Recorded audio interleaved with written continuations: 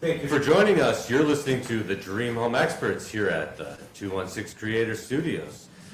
This podcast is produced by Megatone Studios. Join in on the conversation by joining on Facebook, YouTube. Look for the Dream Home Experts logo, and while you're there, click like and subscribe to be notified when new episodes premiere. The Dream Home Experts podcast is proudly sponsored by our favorite realtor in the Chicagoland suburbs, Lindsay Bennett. If you're looking to buy or sell your home, give Lindsay Bennett a call at 331-431-3331. Find her on BennettSellsTheBurbs.com. That's BENNETT, sellstheburbs.com. And Expert Home Solutions for all your home, plumbing, heating, air conditioning, indoor air quality, and electrical needs.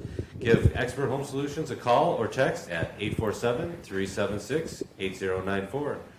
Joining us is our resident expert, JT with Jadestone Home Inspection. If you're buying or selling a home and need a thorough, trustworthy, licensed home inspector, call or text Jadestone Home Inspection at 331-302-4456.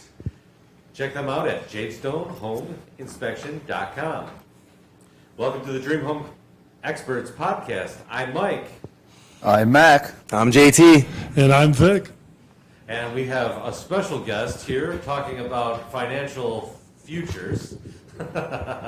Taylor. Welcome, Taylor. Hey, thanks for having me, guys. Excited to be here. Good to have you, brother. Now, is it, Appreciate it.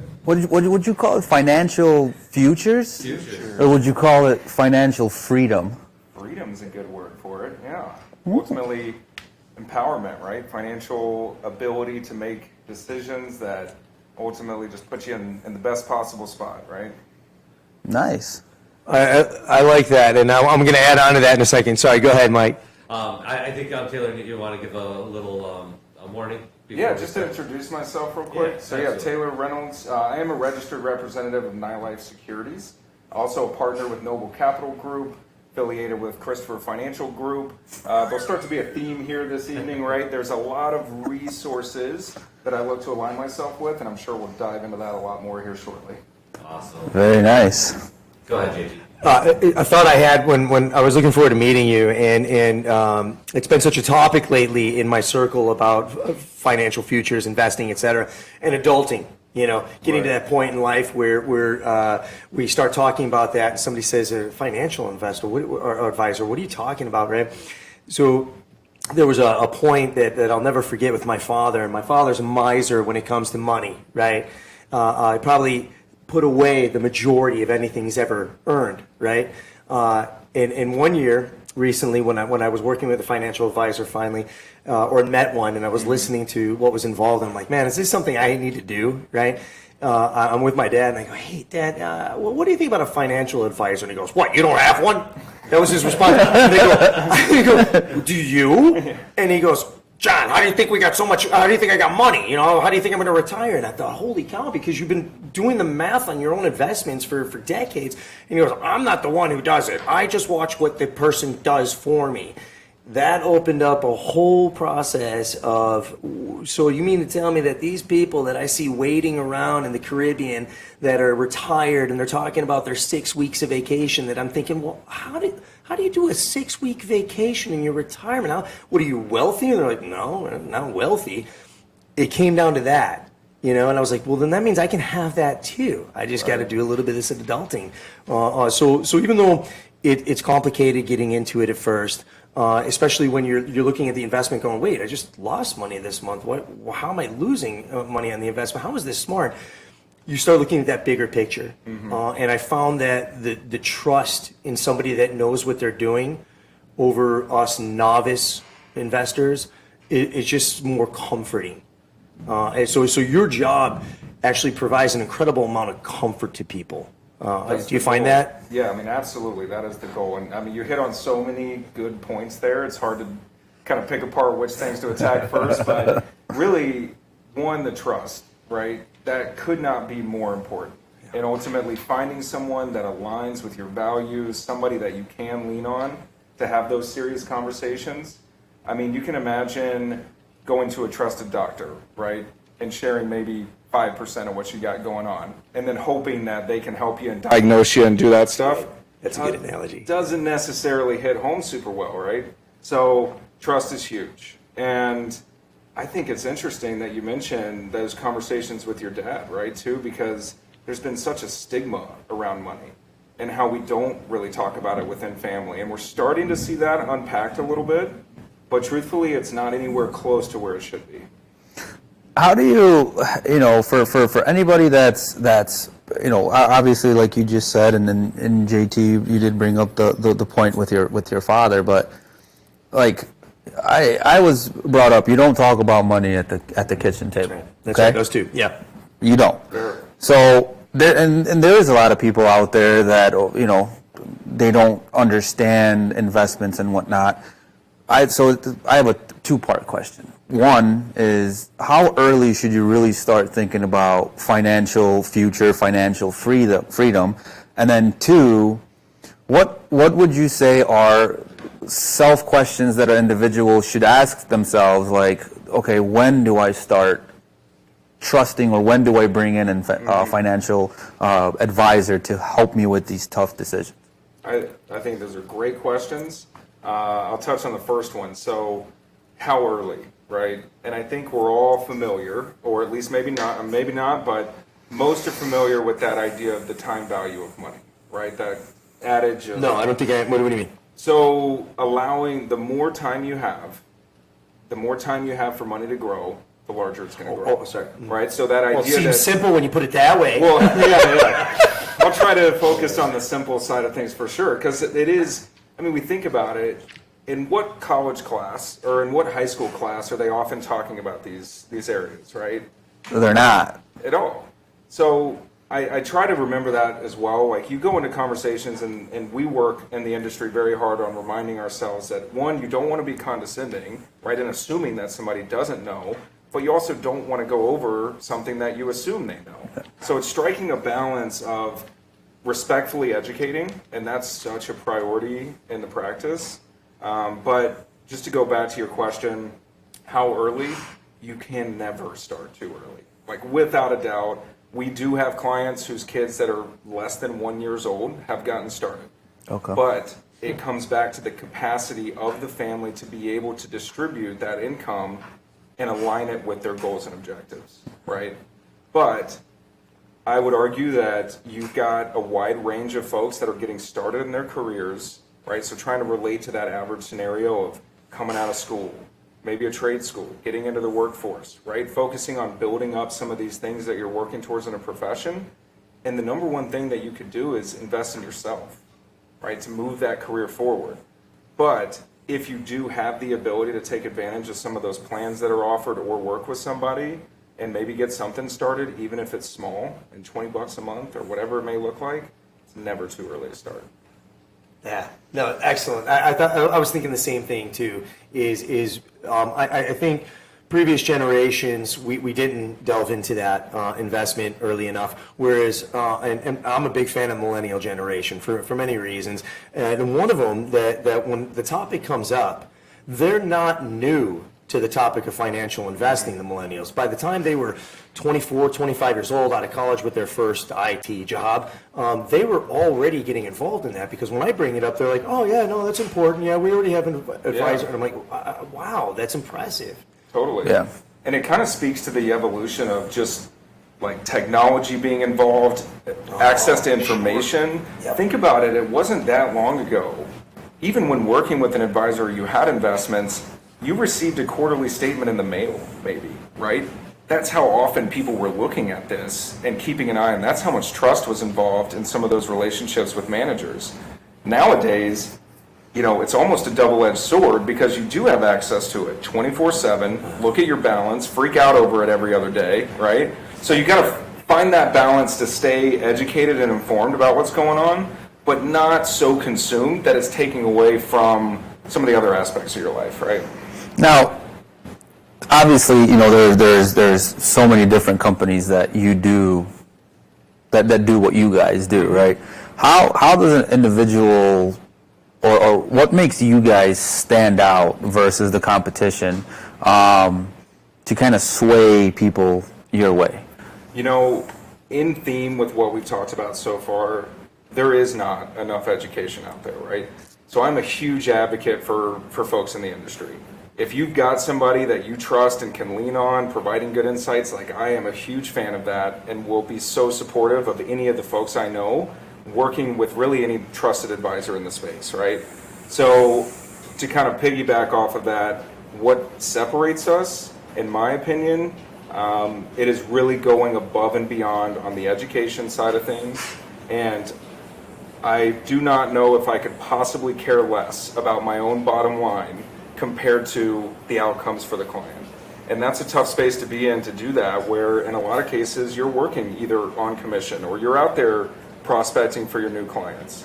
But to be able to look folks in the eye and know this is their financial future, you know, you really need to think about that when making those recommendations. And it's not my own business that I'm worried about in that moment. It's truly looking for their success. Is it one of those things where your success is really based on your client's success? In a lot of ways, yeah, absolutely. I mean, so much of our growth in the business comes from word of mouth. It comes from good experiences and that transferred trust. So if we're not providing that excellent service and that experience to create comfort, financial freedom, and peace of mind, then it's not likely they're going to turn around and recommend you to the buddy who's asking them those questions, right? Yeah. And I think you said something very important too. You know, the speculation of I don't have money to put into anything or invest.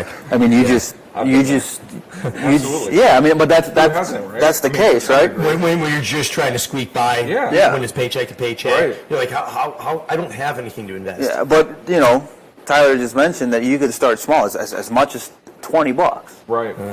And there's access to so many platforms and everything. And I think what it is there will come a time, right, when it becomes a little more than you want to handle. And that's, in my opinion, a great time to be discussing some of those questions with industry professionals. Similar to, you know, I'm not reaching out for guidance from a mechanic on how to put gas in my car. Mm-hmm. You know, that's something I know how to do. And as soon as something's coming up where I start to feel a little uncomfortable, like maybe I'm not the best fit to handle this situation, then I'm looking for that guidance in a very similar way that goes across, in my opinion, a lot of different industries. Yeah. Similar to ours. I got a YouTube question here. Hello, Dream Home Experts. How do you figure out what you will need in retirement? It's actually from my mom. So. I love it. Well, you know, it depends, right? That's a fully loaded question. Fully loaded, but it doesn't mean there aren't some things to consider when you think about what am I really looking to create in terms of either an amount, stream of income, lifestyle, absolutely, right? Like what kind of costs might we incur in retirement? You know, are we looking at a front-loaded retirement with a lot of vacation and traveling? Does your family live out of state, or more leisurely, and we're really just planning for making sure that we've got those basic expenses covered, and then we want to make sure health expenses are potentially covered? Is very loaded. But one rule of thumb that may be referenced out there, if you were to do a Google search on this or try to look into kind of something in the industry that's referred to as withdrawal rate, they'll take a look at what you could potentially live off in the form of interest from your portfolio. So a common withdrawal rate is anywhere from 3 to 5%, depending on who you talk to, where you're getting that info from. But to me, it's a lot more nuanced, right? It's not about how big is my pile of money at the time of retirement.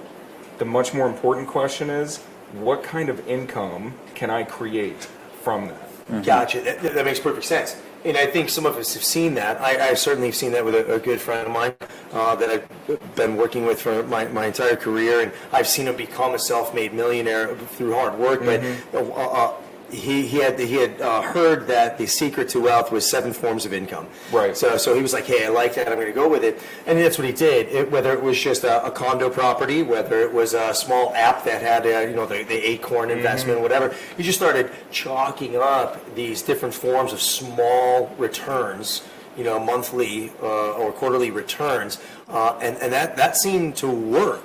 But for the majority of us, we don't really know how to do that. Totally. I feel like that's where you come in. Oh. And I will say, I mean, I am full of ideas, right, about how we can be productive and what manner, in what ways we can attack certain things. I do like to preface with, especially with the last question, one thing to keep in mind, there are a lot of professionals that go into those kind of decisions, right? So you've got tax attorneys, you've got, your legal help, your accountants, right? So CPAs and tax specialists, you've got folks like myself. So keeping in mind that it's a combination, right, of a small team that does take a look at all these different questions from a variety of different perspectives, and having those resources, kind of like we were talking about before we hopped on, of just making sure that you've got a trusted team of advisors, right? And so nothing I'm really talking about here today is of course specific to anyone's question. I'm not going to be getting into any kind of recommendations or anything like that. You should certainly consult your tax advisor or your legal advisor for any questions that are in those realms. But how do they get a hold of you again? As far as getting a hold of me, yes. If you can't, I always like to joke about this, but if you can't find me, I'm not doing my job, right? But we'll, as far as my business cell is always available. Mike has that. This team here has that. I'm available via email, my website, www.noblecapgroup.com, and that's CAP, C-A-P, group shortened to GRP, so www.noblecapgroup.com. And yeah, ultimately, actually, I would recommend you just reach out to one of these guys and they'll put you in touch. What does that process look like, though? I've only got my personal experience. Yeah. So when somebody does reach out and say, hey, we've been thinking that we need to talk to an advisor and a consultant, do you meet personally? I love to meet personally. Doesn't mean that I won't take a phone call to get introduced, right? That's very common. Doesn't mean that we don't leverage Zoom like most businesses out there at this point that can do those service-oriented tasks.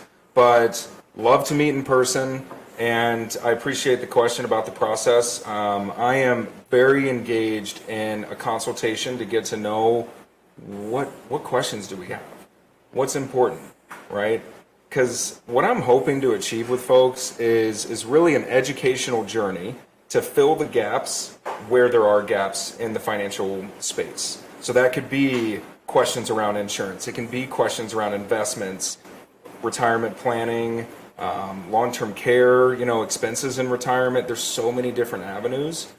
Understanding where people have questions is first and foremost the priority. And then I can customize my education approach to that individual so that we can start, really that process is front-loaded with different, Mike's seen it, but I'm a big whiteboard guy. I love drawing up my concepts. I love putting people in the driver's seat to figure out what they're trying to accomplish and really talking that stuff out. And that can be, it's sometimes a pretty quick, efficient process, and in other times we're working for quite a while before we really delve into what kind of solution might move the ball a little bit forward. I would not be surprised if pro quarterbacks eventually just find their way into financial advisement.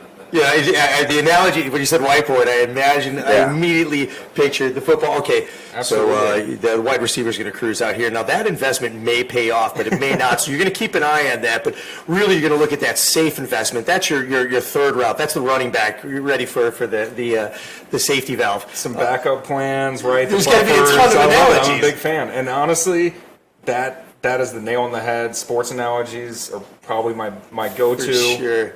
Played goalie in lacrosse coming up through high school. So getting the defense on the whiteboard and ultimately figuring out those schemes, that was huge for me. And yeah, getting into coaching. Like, there's all kinds of things in my life in that theme of just wanting to take, in a lot of cases, complicated concepts, things that you spend a lot of time to understand, and then having no fear when it comes to turning around and passing those insights on to others as best I can. Yeah, I think at the end of the day, when you take on a customer and you work with them, at the end of the day, I think the final goal for your client to say is, do we just become best friends? Yep. And that would be like the best outcome, right? Because as like for me, if I came to you, that would be my outcome. Like, hey, this guy just showed me a totally different world that I didn't not understand. Game plan, maybe a game plan. Right. Testimonial for him because it was Yeah. the whiteboard, what he goes through, it was absolutely amazing. Yeah. Like I had never had a financial advisor ever do that with me, and what he did was great. How long? Question for you, Mike. When did you decide What? for that it's time that's to a good bring question. in a financial advisor since did you you had adult? some? Yeah. When did you When did you I've adult? always known. I've always saved through other business like companies. They have the IRAs and 401ks and all that stuff. And but every one of those financial advisors never really took the time to even talk to you or even try to help you plan on things. Well, just diversify. Do a little bit of here, a little bit of that, and never hear or see from them again. And that just Taylor actually took the time to understand us, the family, what's going on, and It just continually really helping does to sound try so to come out personalized. to what's going to be our best goals to be able to move forward, and what is my goal for retirement. So it's awesome. So And I got to tell you, there is a level of comfort that anyone who hasn't pulled that trigger yet, once you do, you start getting comfortable. Like, okay, I think I'm on a good path. Right. You know, Y'all are hitting the nail on the head with that. I cannot tell you how many people I've spoken to where, maybe an off comment was made, or I knew them and it was like, oh, well, I got questions about this and my flags are going up. Like, well, I'd love to help you with that. Like, and of course there's the stigma in the industry, right? Whether it's the sales stigma, the fee stigma, all of these things associated with the industry where people are maybe reluctant to either open that junk drawer and get into all of it, or they don't feel like they need it, or just don't trust the individual at hand. But the amount of times we've had those kind of conversations, we go through it, they realize about halfway through the meeting, wait, he's not selling us something. He's not trying to take us down a path that we didn't come in here to talk about. He's just listening. would you say that you're invested? good one. We got a couple more questions online here. How do you prepare for retirement? Do you invest in stocks, invest in savings? And then the second one, part of that question, do you feel Social Security is a reasonable amount for the average person to live on in retirement? Oh, good question. Great question. So I'll take the first question as a personal to me. I'm an open book. I've got no problem diving into what I do. I am a huge fan of diversification in a variety of asset classes, and you hit the nail on the head with having multiple streams of income, right? So having vested interest in the stock market, in real estate. My wife and I, as well as a few other partners, we actually bought into a property last year, ended up turning around and selling that for a profit last year. Huge fan of real estate as a whole, but there's no shortage of avenues. I think it's finding where you are comfortable, making sure that where you're comfortable and what you can do aligns with the timeline for that money. I'm a huge proponent of taking a look at what dollars you want to invest and assigning them a time frame, because all of these different opportunities out there come with different pros and cons. Anybody tells you otherwise, run the other way, right? So everything's got an opportunity cost, and you're not going to turn around and take money that you want to save for a vacation in a year and invest it in your 401k. Right? That doesn't make any sense when you've got to then turn around, take penalties, withdrawals, taxes, all of that stuff out of your 401k to go on a vacation. So finding and making sure that you're aligning the goal with the money and the proper timeline is super important. So that's what we do in our household. That can be a combination of stocks, bonds, high yield savings. We leverage various different avenues that I work with, real estate. And so there's no shortage of things that you could invest in to accumulate wealth. It's just making sure that you're comfortable with the risk you're taking and that you're also aligning yourself with good resources to help you continue to grow that wealth. I should have dated a financial advisor. That's I think it would have shortened the process. Jessica Rose says hi. And then There's another one. Is there a preferred way to diversify your investments? A preferred way? Yeah, whatever vibrates with you. Yeah. Best, whatever you feel best with, And that's, right? it's tough in the personal questions. I mean, I'm always open, but again, going back to the analogy with the doc, how do you diagnose from afar, right? And in your space as well.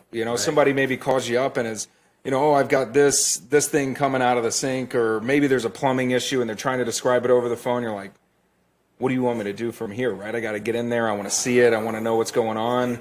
100% the same thing applies. And I encourage folks to work with people that truly dive into that side of the business, because it does not help anyone to make recommendations from afar without all the context. And that's where in the industry we get, I don't say me necessarily, but you'll hear those offhand comments about people taking advice from the brother-in-law who has, and it's like, oh, well, what does he do? It's like, oh, well, he's a pilot. And you're like, that's awesome, but how much time is he spending in this space, and is it qualified recommendations? Not to say that folks in the industry are the only people that can help you move the ball forward, but you just want to make sure that if you're looking for personal advice, people are taking the time to get to know your personal situation. Yeah. And that question again is kind of loaded, right? Because every person's needs are different. Every Totally. Person's wants are different. So from what you're describing is every individual gets a tailored playbook. Tailored solutions? Yeah. Oh, there's so much opportunity right there. It's already in Come the on. making, my man. Trust me. That's really good. I like it. I do want to touch on real quick. You had a question about, and someone posed the question around Medicaid, or sorry, Social Security, Yes. right? So, is Social Security enough to live on in retirement? The answer is simple.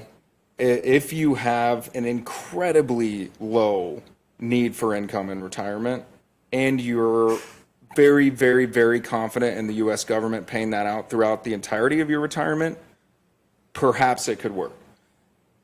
But I would encourage anyone out there who's looking at Social Security and wondering how much of a role that will play in their retirement to take a look at where the trust fund for the government and Social Security currently sits.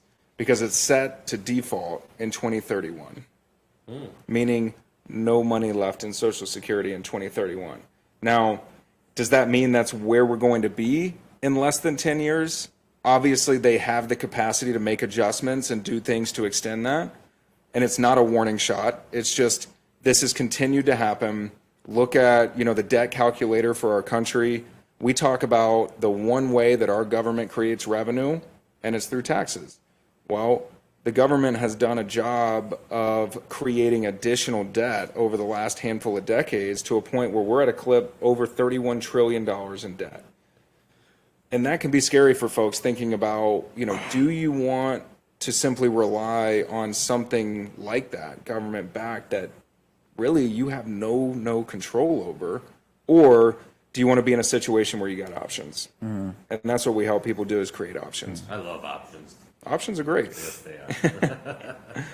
Oh, but is it okay if he just makes up numbers that don't exist? I don't think that should fall into your profession. Just off the fly. No. How many $1 trillion did you just say? 31 trillion.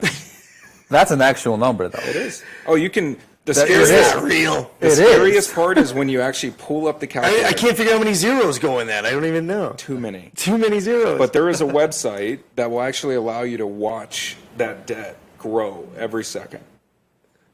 Wow, somebody actually made an app of that? And you can just Google national debt calculator.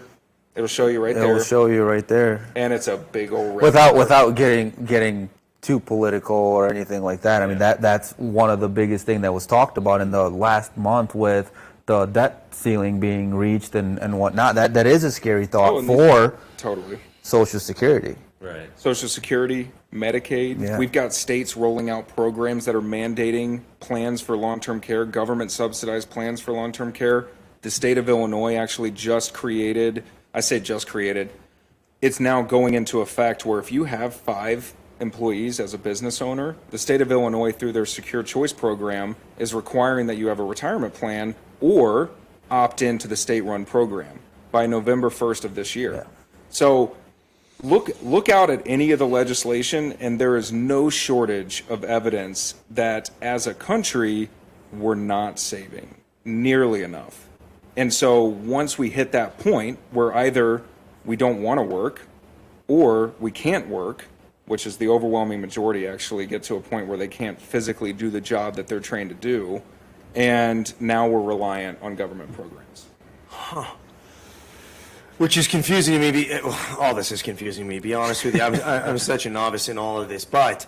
Do you have a financial advisor? I do. Thank goodness. Yeah, right. But I remember thinking that it was so important to spend as a nation. It is important to spend money.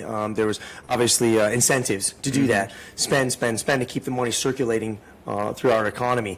But then you're saying we also need to save. So there's the conundrum. You know, how do we spend and save at the same time?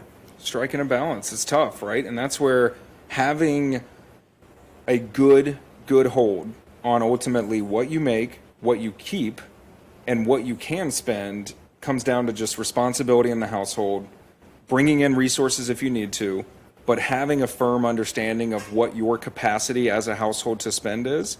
Because we all know, I mean, consumer debt drives this economy. Consumer spending drives the economy. Debt instruments drive the economy. A vast majority of all the wealth and all the money in our country are actually debt instruments. It's not paper wealth, it's debt leverage. So we're very comfortable as a country in leveraging debt, which is great in a lot of scenarios, but at the same time, is that debt returning you something of value in the form of a return on that investment, or is it simply emotional value that we're getting, right? And finding a balance where you can contribute, right, to the spending that's necessary to keep this country running and enjoy the livelihoods that we're here. We don't know when that last day comes, but I think there's a lot of rules of thumb out there that you could follow. You could look at, you know, what percent of my income should I save to be comfortable? And that's where I think getting into a conversation with somebody, you know, in the profession can be a great avenue to find what that number is, and then feel really good about spending when you are spending, and feel really good about saving the amount of money that you've established is right for you. Yeah, and I think with everything that's going on now, with a lot of people or households living paycheck to paycheck, figuring out what they need to do to be financially secure when it does become time to retire is very important. Yeah, and let's bring it back down to our individual efforts, okay, as opposed to national, because individually we really can't focus on national debt. Totally. We're just trying to figure out, I just got this $10,000 from my grandfather passing. What's the best thing to do? Do I put it in a savings account? Do I go 401k? Those are common, I think. I'm guessing those are the common questions, right? What do I do with this money I just came into? Which is, you know, a good problem to have, but it still is where you can make a really bad decision really quick and waste it, which I've seen. I don't know if you guys have seen that somebody inherits a little money through the family and it's just gone immediately. Oh, yeah. And how sad that is. What would you tell that person that, because I've been that one, grandfather left money, got spread around, and it's like, ooh, what are we going to do with this 10 grand? What would you say? So, I mean, I've been in this conversation many a times, right? And having those just real conversations about what did that individual want for you when they left you money? It's good. You know, think about, was the intention to turn around and do something fun? Maybe it's the family vacation. Maybe it's something that gives you that heartwarming feeling, like, you know, this is a memory we're going to keep for a long time. Was it setting up a kid for college? Was it setting up somebody for their own retirement, knowing that child wasn't necessarily where they needed to be? These are the questions that I hope people are asking, because if you don't know what you're trying to accomplish with it, then my guess would be more often than not, it will end up falling under that category of just blowing it. Yeah. Next I day, had it's one, like, what happened? One client that actually bought a grandfather clock with it, so they can always remember they got the inheritance They want a grandfather clock so that whenever it goes off, they remember them. Right. That's fantastic. Oh, hey, you know what? And that's awesome. I got to tell you, man, that was the best answer. I wouldn't even have considered that as an answer, but it's so poignant because then we can feel good about it. And I did that exact thing. I knew that, and you're right, because sometimes maybe that grandparent would have thought, no, my kids need to take their kids on a vacation. They haven't done this. In our case, my grandfather was very much about investing all your money. That's why he had money to give when they left. So we put it into our property. We immediately just spun it and remodeled in the property because I knew as in the industry that if I throw 10 grand into an addition, I'm throwing 15 to 20 on my equity at some point by the time I sell. So it was a pretty simple investment. But you're right, I felt good about it because I knew that's exactly what he would want us to do. Yeah. That's good. And I think the emotion behind money is just such an underrated portion of the conversation. And it's not to say that, you know, in our profession, we're operating as therapists or emotional support, you know, professionals on a daily basis, but you do want to be able to help people understand the emotions behind the money that they're leveraging. And the fact that, you know, is the goal, are we working towards this goal because we think that's what people want us to do, or because we think that's what's right, or are we doing it because this is what we want and what we want for our family? Yeah. I mean, to somebody, you know, and we see this a lot, but for some individual out there, it's more important for them to pay for their kids' college than it is for them to feel secure in their own retirement. For somebody else, it's, you know, incredibly important that they don't carry any debt for their home. And that's important. Like, so there's no discounting what an individual feels is important. And what we can do as professionals is just make sure that they're armed with all the best information that you can arm them with to understand the pros and cons of each of these decisions, so they're making them from an informed position, as opposed to, you know, perhaps a one-off or maybe an emotional decision that we turn around and regret a little bit later on. And it sounds like, obviously, you know, it is a tough decision. Okay, I'm pretty sure my wife is listening. So if I want to get home today, I'm going to have the financial talk. You know, so you probably get a call from me here shortly. But you know, for you guys, you know, that are in the industry, it does take a lot to prepare for the tough conversations that you guys have to face on a daily basis through a lot of different individuals. Yeah, I was thinking that too, man. I mean, it's not something that, oh, it's going to be an easy day today. I know what I'm walking into, you know? Right. Yeah, there's no way, because you might have one person that comes in that says, so I'm sure you have to deal with the polar opposites, where you've got the person who's knowledgeable. They've got maybe a background in it. They've got some research they've done, a lot of online research. So you've got to deal with that person who's already got some knowledge, but really isn't as knowledgeable as you are, and you still need to guide them. And then the person like me that doesn't know anything, and somehow you have to change your dialogue and your hand holding based on that person. I'm sure. You know what he does? It's like, There it is. Yeah, that's how he prepares for the meetings. you know, Nice one, man. I can definitely credit, like, being in the right mindset makes a big impact in the job.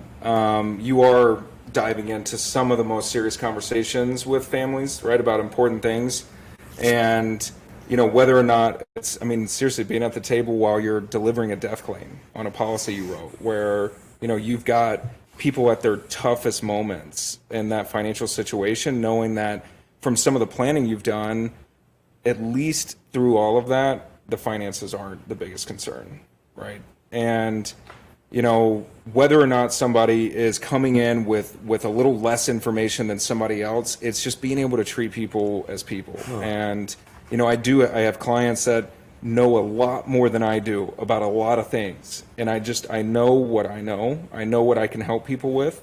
Even folks that are in the industry in different avenues, you know, having people that are maybe specialists in a particular area and operate a business in this industry, but what they don't do is their own personal planning. Yeah. And they're not concerning themselves with whether or not they should be deducting contributions in a 401k plan, or leveraging Roth conversions, or getting into, this kind of diversification. So sometimes it's just having somebody that'll hold you accountable, because, like they say, we maybe get so consumed in our own lives and what we're trying to do with our work, we don't always set enough time aside to make sure that we're doing okay ourselves. Now, do you guys, so, you just mentioned accountability. So obviously, as a financial advisor, if I was your client, if a red flag came up for you, right, would you then in turn give me a call and be like, hey, we got to talk about something here? Or how does that kind of scenario play out with you guys? It's a good question. I think that at least in my practice, putting people in a position where we are fully educated going in. We know, the goal there is that we're aligning dollars with a timeline into appropriate allocations where we are comfortable with where we're at. And those red flags are typically a byproduct of either rash decisions, the wrong, the square peg in the round hole kind of situation. More often than not, it is things that come up in clients' lives that they inform us about. We had this change. Maybe they're expecting. It's kind of wild how many times I've actually had people kind of inform us of that they're expecting, right? Like pretty early on, because they want to start planning ahead and thinking about that. And so these life changes are a great time to reach out to your professionals and let them know what's going on, because we can only do so much, and there's not that desire on our end to be bugging people all the time. Yeah. It's like you kind of put the plan in place of what you're trying to accomplish, and as things shift and adjust, and it's why you get together on a regular basis to review and make sure things are on the up and up. But to answer your question in a long-winded, classic Taylor way, if things come up that we should inform clients about, absolutely reaching out. And more often than not, what we're able to do is take categories of people that we work with, business owners of this age, people with kids at this age, and various different things where, as legislation's coming through, whether it's tax changes or things that we feel would be of value to know for that group of people, it's reaching out and keeping them informed.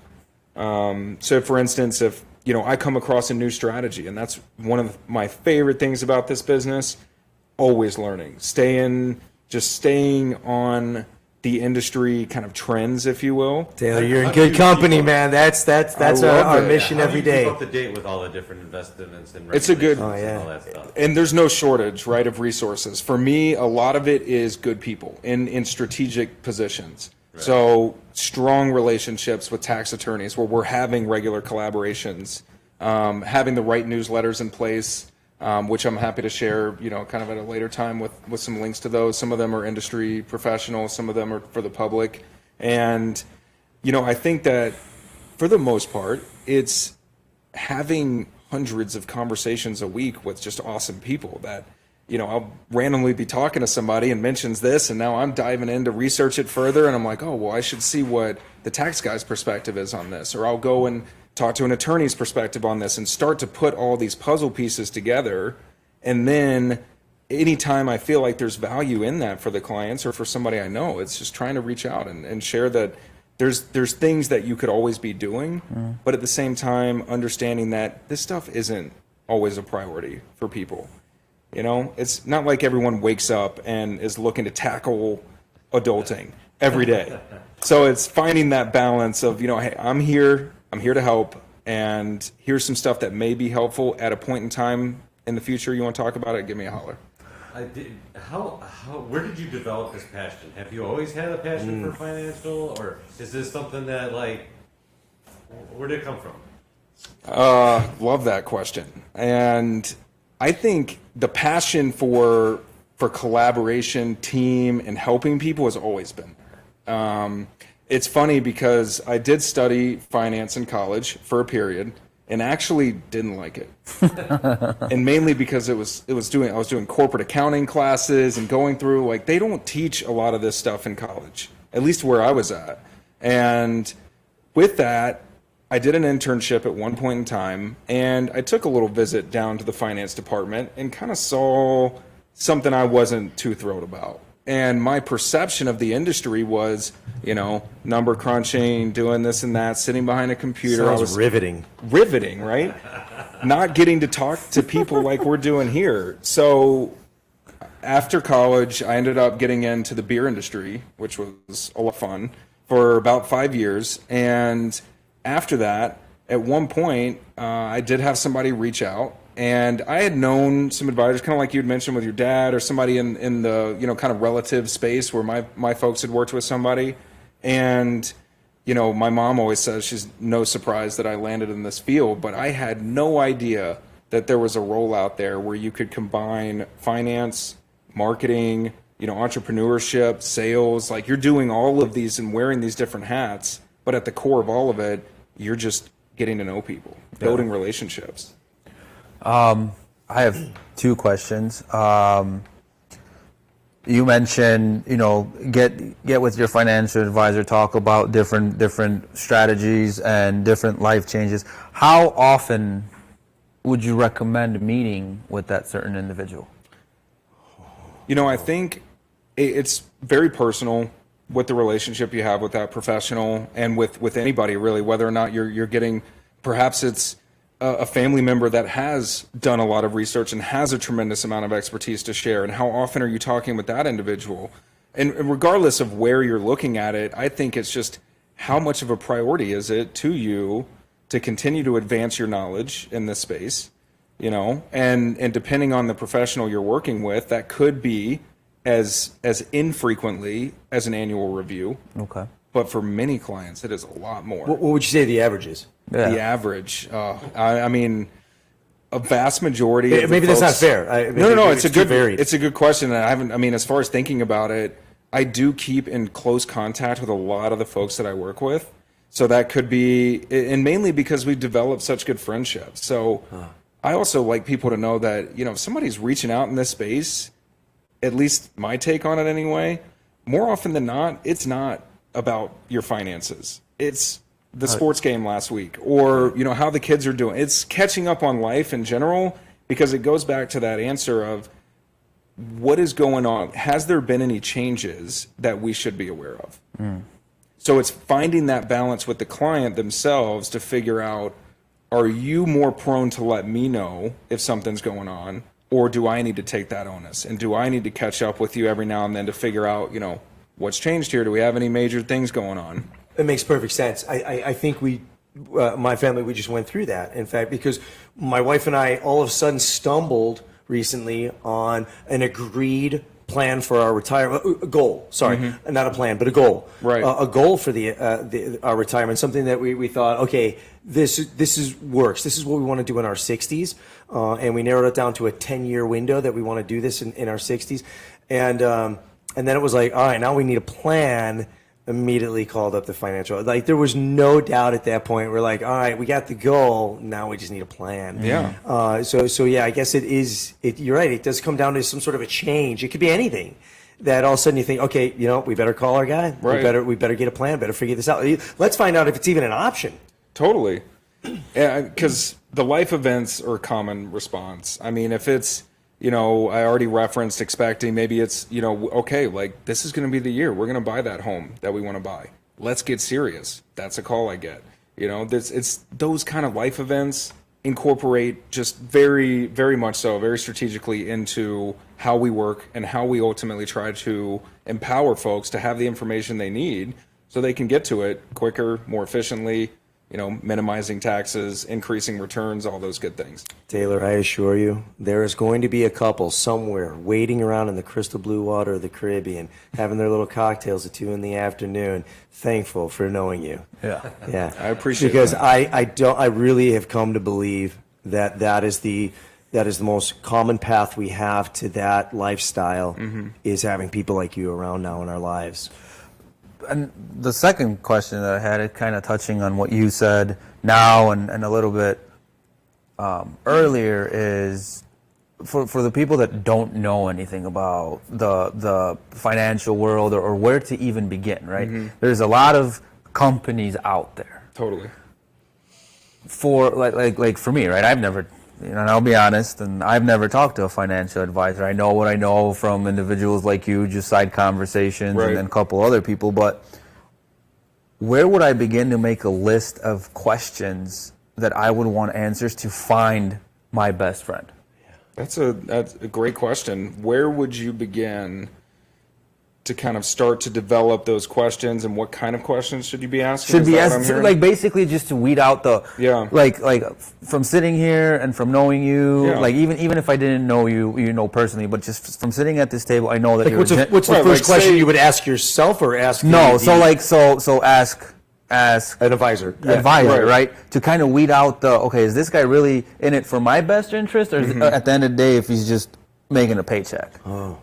So let me ask you, if having not approached that conversation with anybody, right? Have there been times throughout those like careers at any point where you felt like you should? Has there ever been those? Yeah, there has been. Yeah. So what kind of things were maybe going on that led to those questions of maybe I should talk to somebody? Well, I had If you don't mind me- I had a pretty good start to my career in my life at a young age, and it got to a point where I was making a substantial amount of money, and unfortunately I didn't have a financial advisor, so I blew it. But like those were kind of like, okay, and at that point I didn't have anybody to like, hey, maybe you're making this money, maybe you should talk to somebody Yeah. about it. Set yourself up, Right. right? Going back now, like some of the questions that I would be like, hey, I want to take this portion and do something with it. And I'm pretty good at weeding people out, like hey, is this guy trustworthy? Is this the best fit?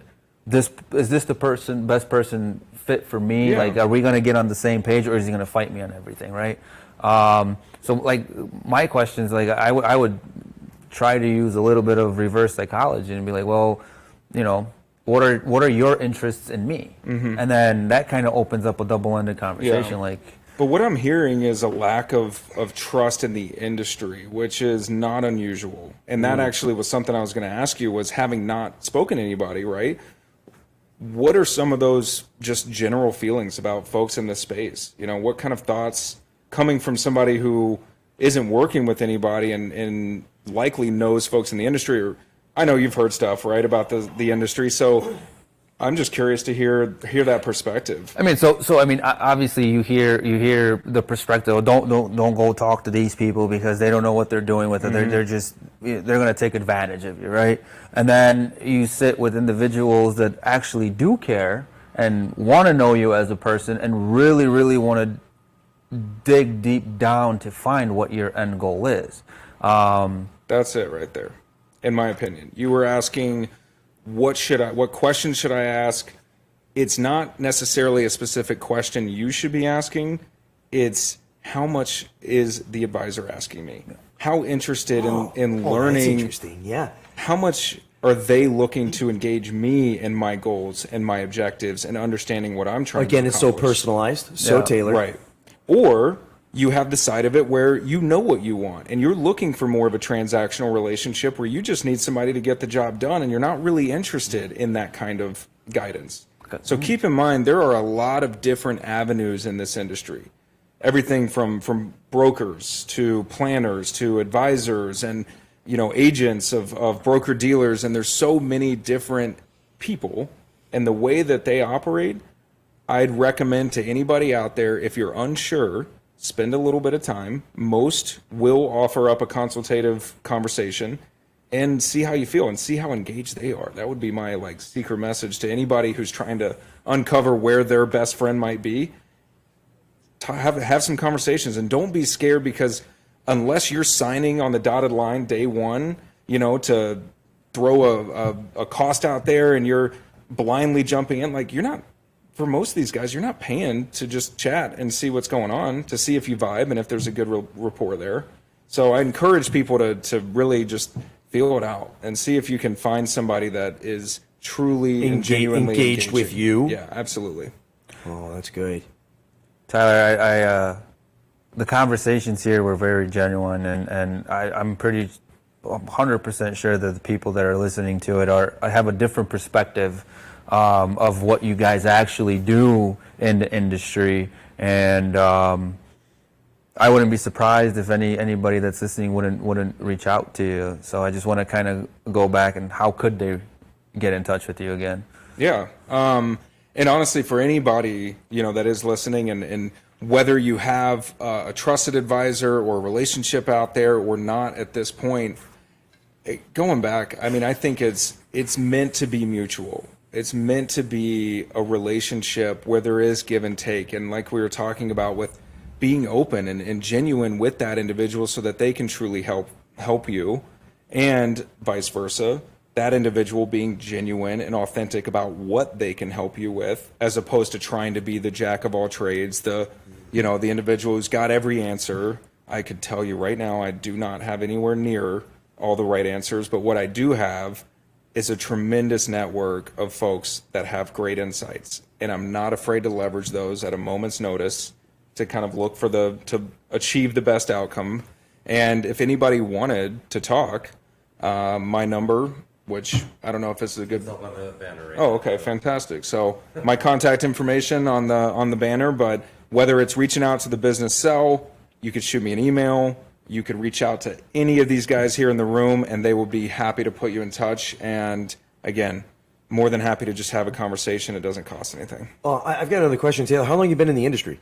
So I started back in 2018, 5 years in, and I started with New York Life with a focus in the insurance business. Life insurance specifically, going into disability insurance, long-term care, getting a real in-depth understanding of that space, but pretty quickly realized I wanted to do a lot more. So then started diving into the investment side, going through the SIE, the Series 6, the 63, more recently the Series 7, and diving on the investment management side, continuing to just accumulate resources, finding folks in the estate planning space, the tax Right. planning space, and just Is along that's the your way. circle, isn't it? That's your Right. wheelhouse right there. Totally. Right? I mean, we have those wheelhouses as well in real estate. Yep, Do you do a lot of networking? without a doubt. Yeah. So yeah, I'm surprised we just now got to that. Yeah, I got to tell you Yeah. too, something that crossed my mind, and I think Mike, I know you'll agree because you're a heavy networker like myself. Is that, and maybe you find this too. I like the networking groups because we hold each other accountable. Okay, when you talk about trust. Okay, if I know that somebody's working in a networking group, I immediately trust them more because, and for anyone who is not in an industry where you have to network, when somebody is in a networking group, we meet together, we talk together, we have to be open and honest with each other, and we hold each other accountable. If you're not living up to standards that are set by the rest of the group, Right. you're not going to be in the group. And you're not going to do well with networking. We've seen those people that have failed at networking because they couldn't Yeah. hold up to the standards. So we do get held by our own networking groups to a standard. And I think right there is something, when you tell me, oh yeah, I do a lot of networking, now I know you're being held to certain standards. A lot of the questions that Mac was having, I think should be answered right there. But again, most people aren't going to know that. And so I'm glad you brought up the networking. It just has been such a big part of my life over the last 5 years, truly. And reason being, this business, you don't start with anything, right? And I did not start in a market where I knew people. I was out in Colorado in Fort Collins. I knew a handful of people in the beer industry, and that was it. So I needed to build up a totally different professional network outside of that, and it forced me to go out and really do a lot of things I was uncomfortable with at first, and just finding comfort in that uncomfortable. And turning around 2 years ago and actually moving my business here with my wife, and ultimately turn around and having to build a network again. So I'm a huge fan of getting out there, and to me, it's just building a massive, massive group of resources that can help my clients succeed. Thank you, Taylor. Really appreciate you coming in. Thank you for all the great advice. Once again, we'll put it up on the screen right as we're leaving. Try to reach out to Taylor and get that advice. And he's a great guy to know and work with. Well, I appreciate y'all having me. This has been a lot of fun, and crazy how quick the time goes when you're having a good time with Oh, good, yeah. Was good that it already? conversation. Yeah. I've got like so many more questions. And by the way, I think we all have something in common here. I think we all come from the beer industry. Every industry has supply and demand. We all have to choose sides. We appreciate your support. Yeah, you're right. All right, thank you. Awesome. Nice. The content of this show is for educational and informational purposes only and is a generalization of common DIY projects. Each home project may encounter unforeseen issues with specific circumstances that may not be covered in discussion of this program.